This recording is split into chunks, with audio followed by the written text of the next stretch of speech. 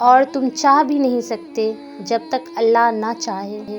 اگر تم شکر کرو تو وہ اس کو تمہارے لیے پسند کرتا ہے، اور اللہ خوب جانتا ہے جو باتیں تم بنا رہے ہو۔ جو معاف کر دے اور صلح کر لے تو اس کا اجر اللہ کے ذمے ہے۔ دل اسی سے لگاؤ جس نے دل بنایا ہے۔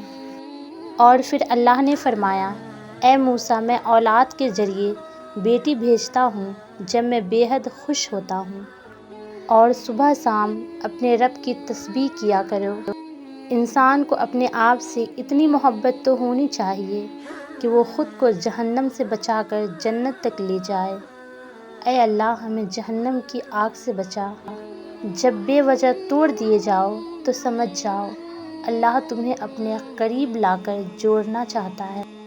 دل کی پاکیزگی کے لیے نظروں کی پاکیزگی شرط ہے۔